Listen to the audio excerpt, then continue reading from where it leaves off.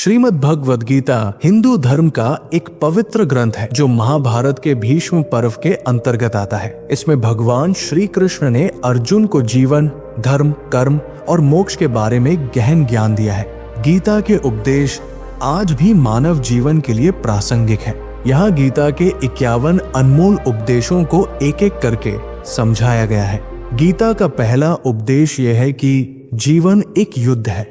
इसमें चाहे कोई अपना हो या पराया, सभी से सावधान रहना पड़ता है। अगर कोई आपके दुख का कारण है तो उससे युद्ध करना ही पड़ेगा। महाभारत का युद्ध भी भाइयों के बीच हुआ था, जो ये सिखाता है कि जीवन में अपनापन भावनाओं को कमजोर नहीं बनाना चाहिए। मांगने से कुछ नहीं मिलता। गीता का दूसरा उपदेश ये है कि कलयुग में मांगने से कुछ नहीं मिलता। आपको अपने हक और अधिकार के लिए लड़ना पड़ेगा। पांडवों को भी अपना राज्य बिना युद्ध के नहीं मिला, इसलिए हक पाने के लिए संघर्ष करना जरूरी है। प्रेम तभी रहता है जब दूसरों की परवाह हो। गीता की तीसरी शिक्षा यह है कि किसी भी रिश्ते में प्रेम तभी रहता है जब दोनों एक दूसरे की परवाह करें। आजकल लोग स्वार्थ और अहंकार में इतने डूबे हैं कि उन्हें दूसरों की परवाह नहीं रहती, इसलिए रिश्ते टूट जाते हैं। भरोसा सोच समझ कर करें। गीता का चौथा उपदेश यह है कि किसी पर भरोसा करने से पहले सोच समझ ले। जब आप किसी पर भरोसा करते हैं तो वो आपको चोट पहुंचा सकता है, इसलिए भरोसा करते समय सावधानी बरतें। जो दुख दे उसे छोड़ दो।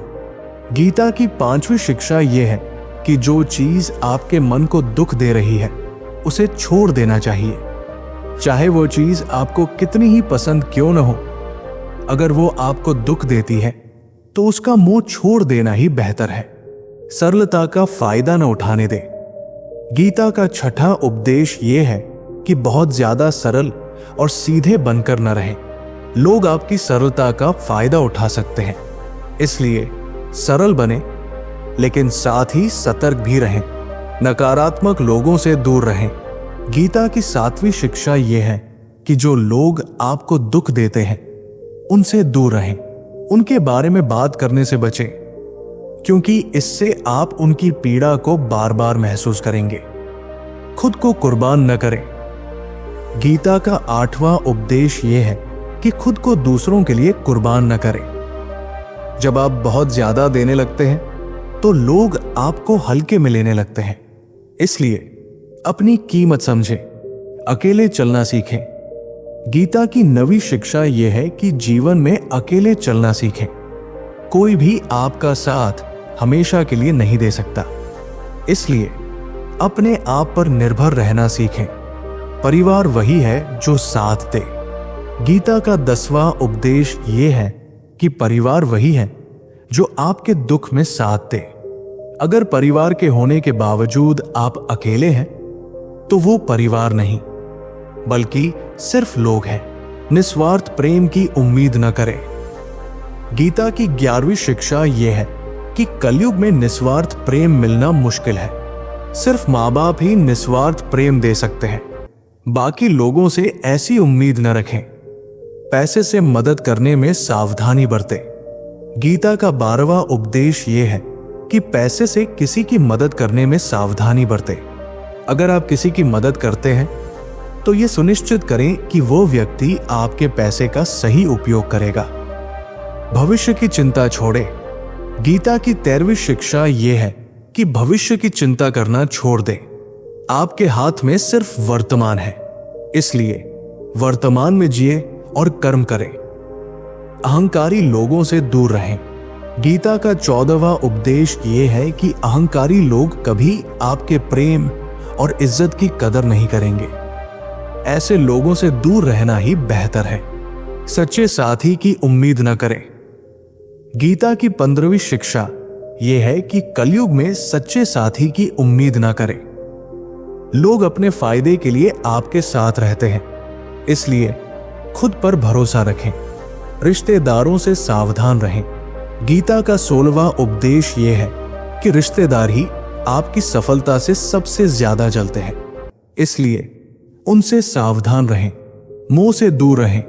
गीता की 17वीं शिक्षा यह है कि मोह आपको दुख देता है। जितना ज्यादा आप किसी से मोह करेंगे उतना ही ज्यादा दुख पाएंगे। क्रोध पर नियंत्रण रखें। गीता का 18वां उपदेश यह है कि क्रोध आपको बर्बाद कर सकता है, इसलिए क्रोध पर नियंत्रण रखें, आदतों पर नियंत्रण रखें। गीता की 19वीं शिक्षा यह है कि किसी भी चीज की आदत न लगाएं। आदतें आपको गुलाम बना सकती हैं। ईश्वर पर भरोसा रखें। गीता का 20वां उपदेश यह है कि ईश्वर पर भरोसा रखें, वही आपका सबसे बड़ा सहारा है। मृत्यु से न डरें। गीता की 21वीं शिक्षा यह है कि मृत्यु से डरना व्यर्थ है। मृत्यु जीवन का एक हिस्सा है। मन को नियंत्रित करें। गीता का 22वां उपदेश यह है कि मन को नियंत्रित करें। मन ही आपका सबसे बड़ा दोस्त या दुश्मन हो सकता है। दुख और सुख को समान समझें। गीता की 23वीं शिक्षा यह है कि दुख और सुख जीवन के दो पहलू हैं, इन्हें समान रूप से स्वीकार करें। कर्म करें, फल की चिंता न करें। गीता का 24वां उपदेश यह है कि कर्म करें, लेकिन फल की चिंता न करें। फल ईश्वर के हाथ में है। नकारात्मक बातों को नजरअंदाज करें। गीता की 25वीं शिक्षा यह है कि नकारात्मक बातों को नजरअंदाज करें। लोगों की बुराई पर ध्यान न दें। सुख भीतर है। गीता का 26वां उपदेश यह है कि सुख भीतर है, इसे बाहर ढूंढने की जरूरत नहीं है। गुजरे वक्त को भूल जाएं। गीता की 27वीं शिक्षा यह है कि गुजरे वक्त को भूल जाएं। उसकी चिंता करना व्यर्थ है। प्रेम सही व्यक्ति से करें। गीता का 28वां उपदेश यह है कि प्रेम उसी से करें जो उसके लायक हो। जो आपके प्रेम की कदर नहीं करता उसे छोड़ दें। रिश्तेदारों से सावधान रहें। गीता की 29वीं शिक्षा यह है कि रिश्तेदार ही आपकी सफलता से जलते हैं, उनसे सावधान रहें। मोह से दूर रहें। गीता का 30वां उपदेश यह है कि मोह आपको दुख देता है, इसलिए मोह से दूर रहें। मन को नियंत्रित करें। गीता की 31वीं शिक्षा यह है कि मन को नियंत्रित करें। मन ही आपका सबसे बड़ा दोस्त या दुश्मन हो सकता है। दुख और सुख को समान समझें। गीता का 32वां उपदेश यह है कि दुख और सुख जीवन के दो पहलू हैं, इन्हें समान रूप से स्वीकार करें। कर्म करें, फल की चिंता न करें। गीता की 33वीं शिक्षा यह है कि कर्म करें, लेकिन फल की चिंता न करें। फल ईश्वर के हाथ में है।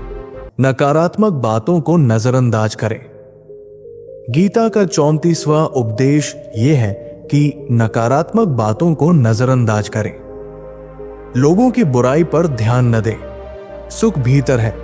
गीता की 35वीं शिक्षा यह है कि सुख भीतर है, इसे बाहर ढूंढने की जरूरत नहीं है।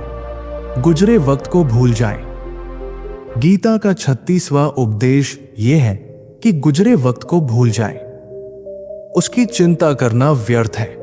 प्रेम सही व्यक्ति से करें।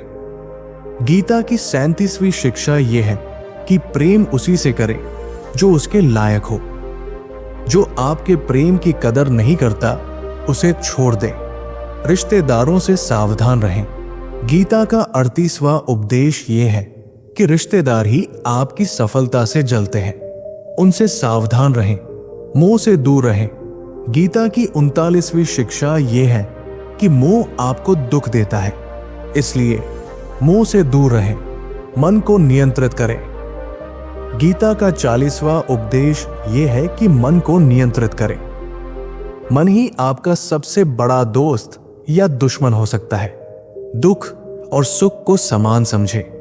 गीता की 41वीं शिक्षा यह है कि दुख और सुख जीवन के दो पहलू हैं, इन्हें समान रूप से स्वीकार करें।